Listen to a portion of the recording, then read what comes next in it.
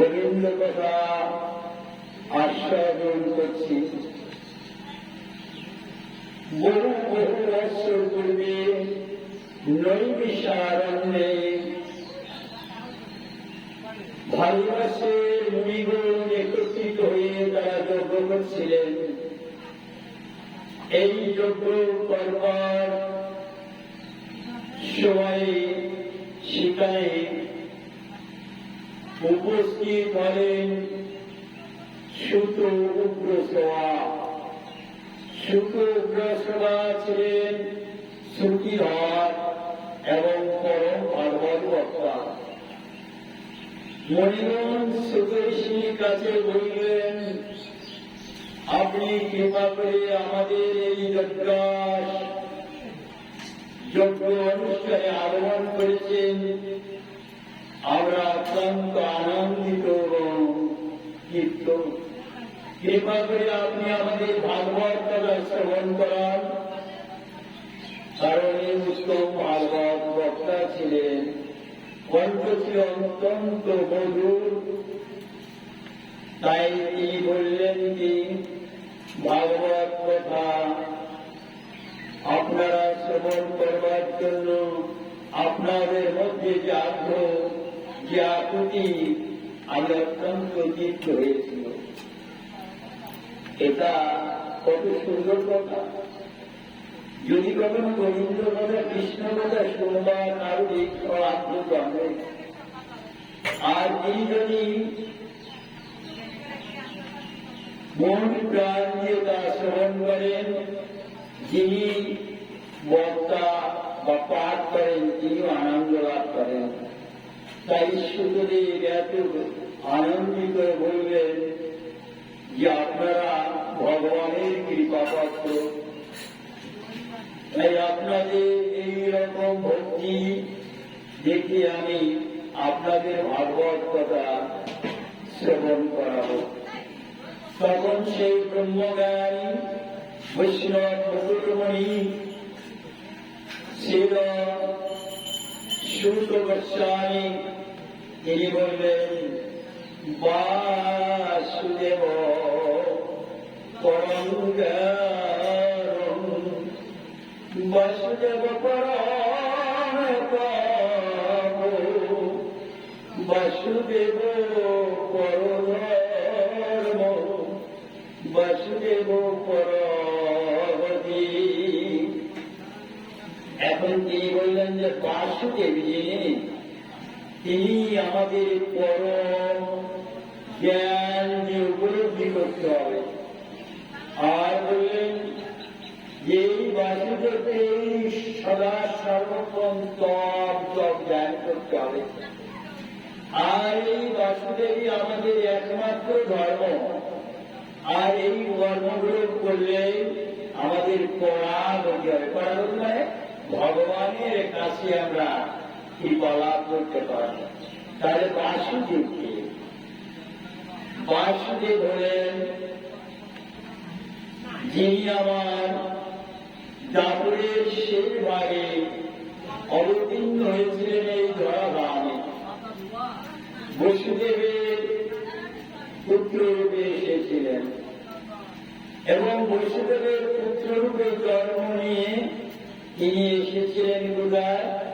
পরে নন্দালয়ে মা যশোদার প্রতিমে লালন পালন লাভ করে অত্যন্ত আনন্দ লাভ করেছিলেন এই বাসুদেব। এই বাসুদেব সম্পর্কে ভক্ত বললেন, তিনি বলছেন, তব কথা তবে তো জীবন কবি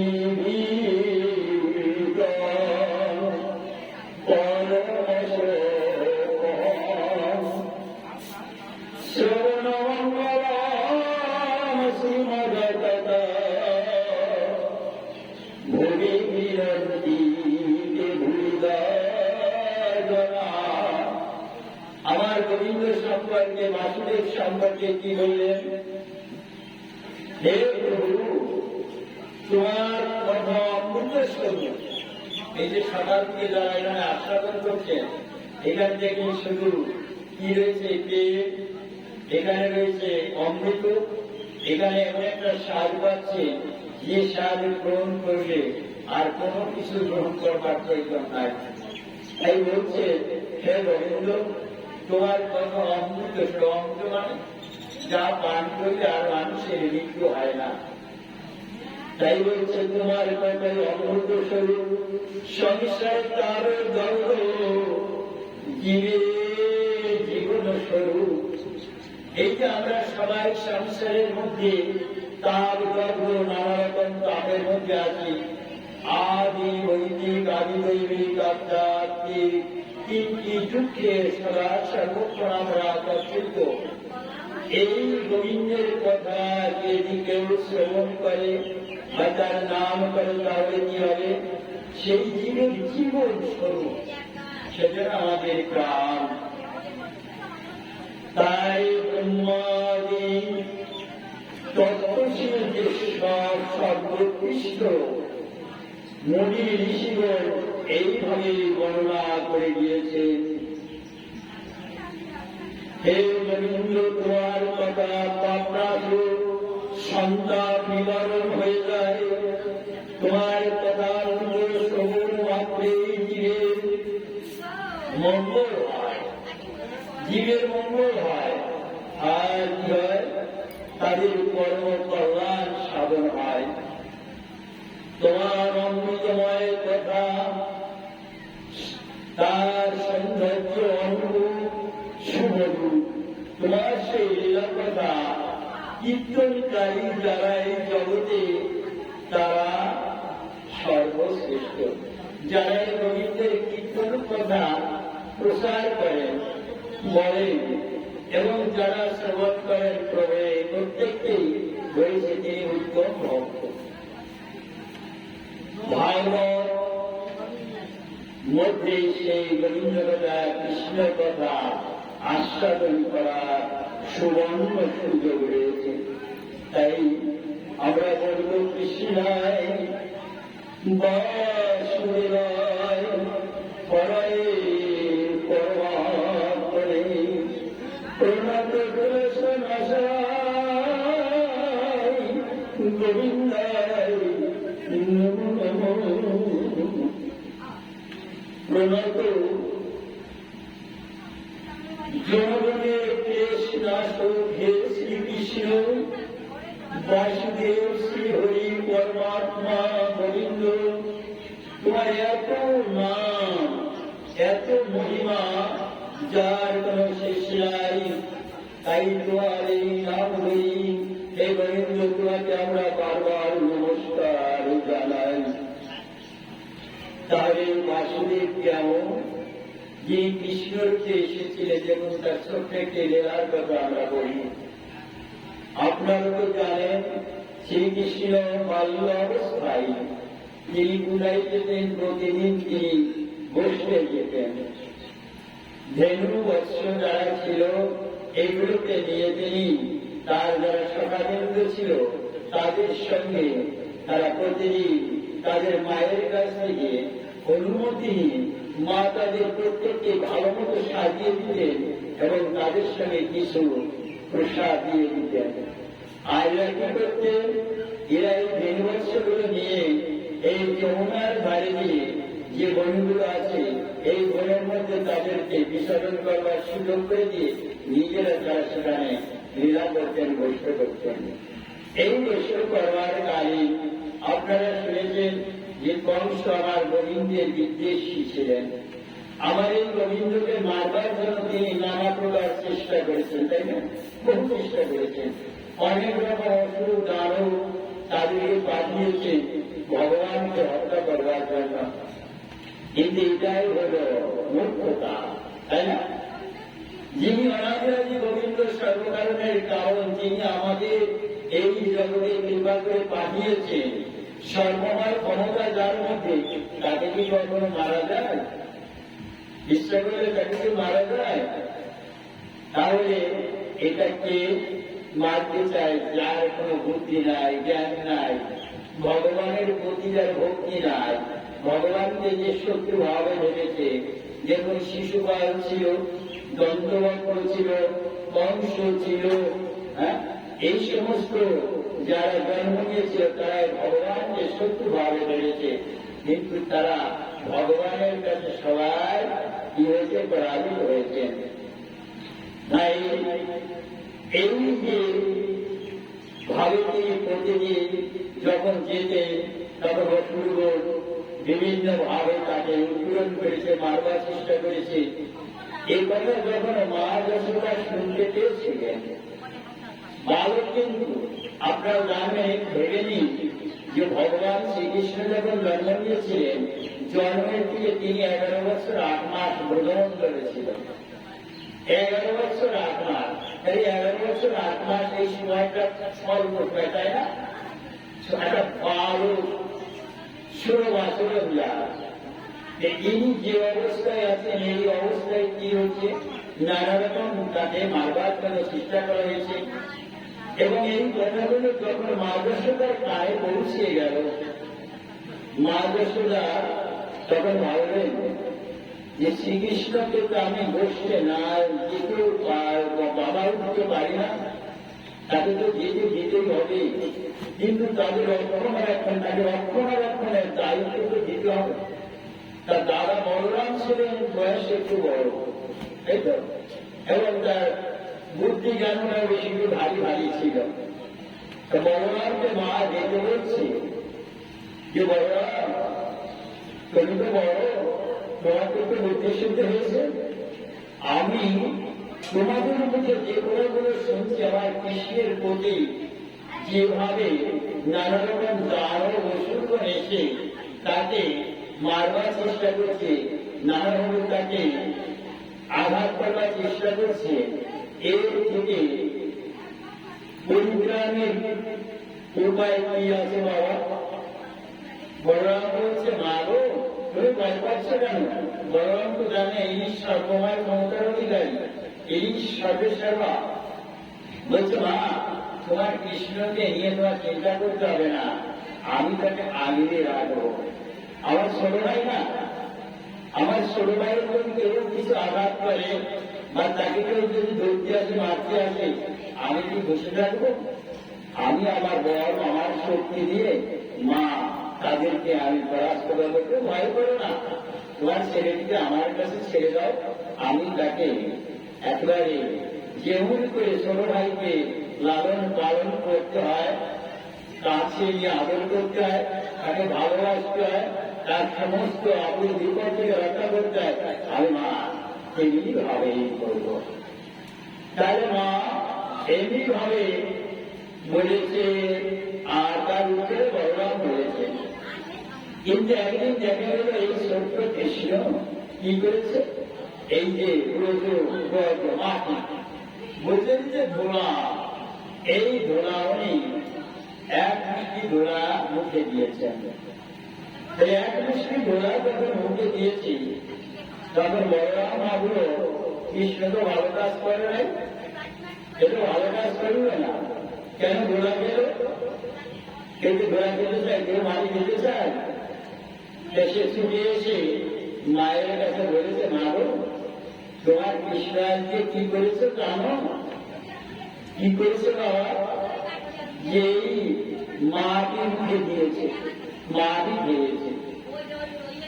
এবার মা বলছে, বাবা তুমি মাটি খেয়েছে? বলছে, না মা, আমি মাটি খেলার কোথায়, আমি মাটি খাবো কেন? তা বলছে, না, তোমার দাদা বলছে তুমি মাটি খেয়েছো, তোমার দাদা তো মিথ্যা বলতে পারে না। তখন বলছে, না, আমি যদি মাটি খেয়ে থাকি তাহলে নিশ্চয়ই আর মুখে মাটি আছে, আর কিছু নমুনা থাকবে। তুমি একবার দেখবে আমার মুখখানা, তুমি চেয়ে দেখো, আমি করছি, তুমি দেখো। এই যে আমার শ্রীকৃষ্ণ, তিনি ছোট্ট বালকরূপে একজন মাকে তিনি কৃপা করছেন।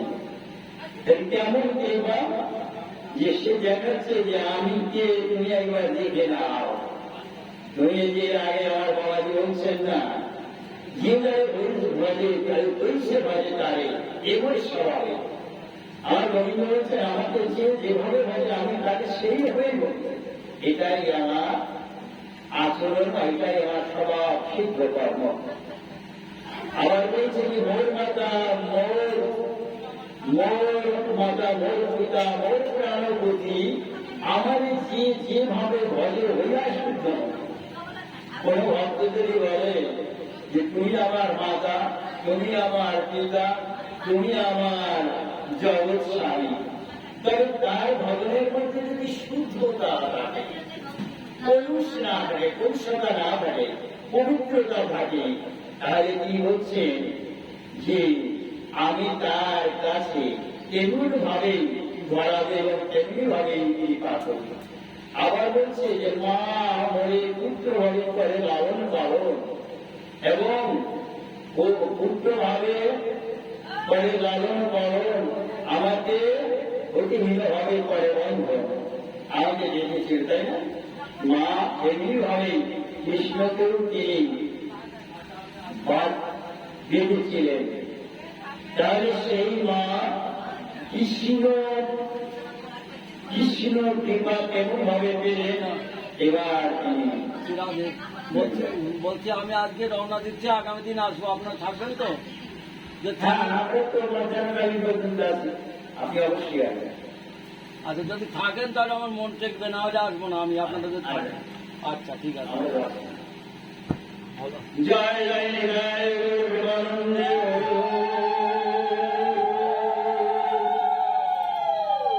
এইবার যখন হাত করেছে মা, তখন ওই বদনটা মধ্যে তিনি লক্ষ্য করেছেন। দেখুন ছোট্ট কৃষ্ণ, তাই না?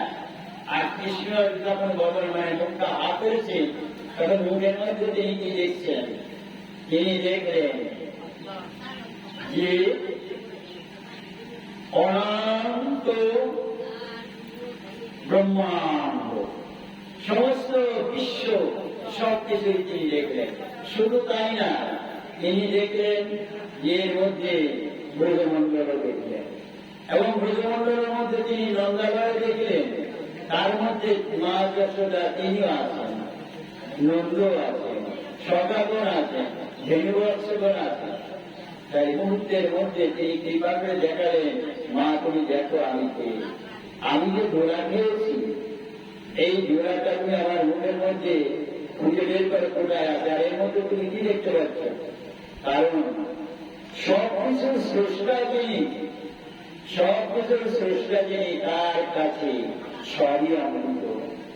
মধু আইনের জগতে যা কিছু দেখছে সবই আমার গোবিন্দের সৃষ্টি এবং এর মধ্যে কোনটাই তুচ্ছ নয়। এই জন্য শাস্ত্রিকা রয়েছে, যেখানে যে কিছু ছায় উড়াইয়ে দেখো তাই পাইলেও পাইতে পারে অমূল্য ছাই ভাষ্যকে আমাদের অবজ্ঞা করবেন, ওর মধ্যে রতন থাকতে পারে। তাই এই মুখের মধ্যে এই দর্শন করেছিলেন। আবার যখন লীলাটা কেমন, এই মা মৃত্যুর মধ্যে তিনি এটা দর্শন করলেন। দর্শন করার পরে মানুষ আমি যুদ্ধ পান করব। সঙ্গে সঙ্গে মা শ্রীকৃষ্ণকে কোলে তুলে দিয়েছেন। কোলে তুলে নিয়ে বরকে তুলে নিয়ে বলছে, বাবা তুমি যুদ্ধ পান করো। এবার যুদ্ধ পানটা কেমন দেখুন, যে কৃষ্ণের মুখের মধ্যে অনন্ত কোটি ব্রহ্মাণ্ড, যার সীমা নাই, আর সেই কৃষ্ণ মায়ের দুগ্ধ পান করছে, স্তনের থেকে দুগ্ধ পান করছে। এই দুগ্ধ পান করতে করতে কি হয়েছে, মানে মুখিয়া খাইবে। এই দুধটা মুখের গোপার মুখে একবার উঠছে উঠছে। নদীতে যখন জোয়ার আসে বা বর্ষা হয়, সেই কুলিয়া যখন খাই না পায়, তখন জলটা বাইরে উঠতে পারে, তাই না? তাহলে যে কৃষ্ণের মুখের মধ্যে অনন্ত ব্রহ্মাণ্ড আর মায়ের দুগ্ধ পান করছে, মায়ের সেই দুগ্ধ ভাত বা সেই যত দুগ্ধ তার ঘরে আছে, তার সেই মুখে সংকুলার হচ্ছে না। মা কি করছে আদর দিয়ে দুবাসটা বসিয়ে দিচ্ছে, তাই না? লীলাটা কি অপূর্ব লীলা দর্শন করুন। এটাই হল আমার ভগবান শ্রীকৃষ্ণের লীলা, মায়ের লীলা। আবার দেখুন আমরা শ্রীকৃষ্ণের পদরেণু পাওয়ার জন্য আমরা কোথায় যাচ্ছি? যেখানে তিনি লীলা করেছে, তাই না? আমরা ব্রজমণ্ডলে যাচ্ছি, নবদ্বীপে যাচ্ছি, পুরীধামে যাচ্ছি, বিভিন্ন জায়গায় যাচ্ছি। কোথায় গোবিন্দ একটু চরণ ধুলি আছে কিনা, তার পরশ পেলে আমাদের জীবন ধন্য হয়ে যাবে, একটু আশাই যায়। কিন্তু মা কি করছে? সেই চরণ ধুলাতে তার উঠানের আঙ্গিনায় পড়িয়াছে না? উঠানের আঙ্গিনায় সদা সর্বক্ষণ সে বিচরণ করছে। তার প্রতি কণায় কণায় তার চরণ ধুলি পড়িয়া আছে। আর মা সেই ধুলিটা কি করছে? ঝাঁটা দিয়ে ঝাড় দিয়ে বাইরে রেখে রেখেছে, তাই না? যে চরণ ধুলি পাওয়ার জন্য যোগী, ঋষি, তপস্বী তারা সদা সর্বক্ষণ তার ধ্যান করছে, তার নাম করছে, তার নাম কীর্তন করছে। হে গোবিন্দ, কবে তোমার কৃপা পাবো, কবে তোমার চরণ ধুলি পাবো, সেদিন আমি ধন্য হব। আর সেই ধুলা আমার মা তো সোজা কি করছে? ঝাড় দিয়ে জুড়ে সরিয়ে দিচ্ছে। লীলাটা কি? আমাদের ছিল সুখদেব গোস্বামী, তিনি ভাগবত শ্রবণ করিয়ে বললেন যে ভাগবতের মহিমাটা আপনারা শুনুন। সাধকের মুনি শিবনকে বলেছিলেন শ্রবণ করুন। কি বললেন তিনি? যে রমণীয়া তুলসীপত্র, এই যে তুলসীপত্র, রমণীয়া তুলসীপত্র আর শ্রীকৃষ্ণ চরণ রেণু, এই জগতের মধ্যে সবচেয়ে পবিত্র এবং মৃত্যু পদপথে একমাত্র সম্ভব। তাই সেই চরণ ধরে আবার ঝাড়ওয়ার দিয়ে কি করছে? সরিয়ে দিচ্ছে। এইবারে এই জন্য আমাদের দেখুন কৃষ্ণ ভাবনাময় সারাদিনের পাঠের মধ্যে আপনারা শ্রবণ করেছেন যে আমাদের মন প্রাণটা হওয়া উচিত কৃষ্ণ ভাবনাময়। পাঠের মধ্যে কিন্তু এদিকে খেয়াল করেন আমরা, পাঠের মধ্যে একটা বিষয় আপনারা দেখছেন আমাদের মন কৃষ্ণ ভাবনাময় হতে হবে। কারণ আমরা যে কাজই করি না কেন আমাদের মনটা যেন কৃষ্ণ ভাবনাময় হয়। এটাই তো কৃষ্ণ ভাবনার কথা সেই জন্য বলছে, হে ভক্ত, তোমাদের পুত্র কন্যা এই লালন পালন করবার সময় যদি কখনো কেউ তাকে দুগ্ধপান করাচ্ছ, দোলনায় দোল দিচ্ছ, কখনো রন্ধন করছ, কখনো ঝাড়বার দিচ্ছ, এই যে যতগুলো তুমি কাজ করছো সমস্ত কাজের মধ্যে যেন তোমার কৃষ্ণ ভাবনাময়, কৃষ্ণ কথা তুমি ভাবো। তোমার ভাবনাটা যদি ভালো হয় তাহলে কি হবে? তোমার কৃষ্ণ কৃপা তোমার সঙ্গে থাকবে। তাহলে আমরা এই জগতে এসেছি, আমাদের মন প্রাণটা কৃষ্ণময় হোক। তাই তো বলেছে, তিনি বললেন যে ভক্ত আমার বাঁধি আছে হৃদয়ে আমার বাড়ি। গোবিন্দ বললেন ভক্ত আমার বাঁধি আছে হৃদয়ে আমার বাড়ি, যাহা যাহা নেত্র করে দেখাই আমার। যে ভক্ত আমাদের তার হৃদয় থেকে জায়গা করে দিয়েছে, স্থান করে দিয়েছে, সেই ভক্তের হৃদয়ের মাঝে আমি কি করছি? আমি আছি, অবশ্যই আমি করছি। ভক্ত আমার বাঁধি আছে হৃদয়ের মাঝে। আবার যাহা যাহা নেত্র করে, নেত্র মানে কেউ, যাহা যাহা নেত্র করে তাহা দেখাই আমার। যা কিছু এই জগতে তিনি দেখছেন সবই। এই যে ভাগবতের কথা বলা হয়েছে, ভাগবত বলতে কি আছে? ভাগবত কথাটা কি? আমরা যে ভাগবত আস্বাদন করি, আমার এক কারো সবাই বলছে এই ভাগবতটা আর কিছুই নয়। এই ভাগবত হল কি? আমার গোবিন্দের আর একটি রূপ। এর প্রতি পর্বতের বলতে কি আছে এটা আমাদের ভাবে নিতে হবে। যে তিনি প্রতিটি জায়গায় বিদ্যমান রয়েছেন, ভাগবতের মধ্যে রয়েছেন। তাই ভাগবত আর কিছু নাই, আমার গোবিন্দের আরেকটি বিগ্রহ, আরেকটি রূপ। ভাগবত খুঁজিলে গোবিন্দ পূজা হয়। ভাগবতের পঠন পাঠনে কি হচ্ছে, যিনি ভাগবত শ্রবণম অধ্যয়নম মাত্র নয়, গোবিন্দের রং হতে হবে। ভাগবত পঠন পাঠন শ্রবণের মাধ্যমে কি হচ্ছে, গোবিন্দের প্রতি তার রুচি জন্মাবে।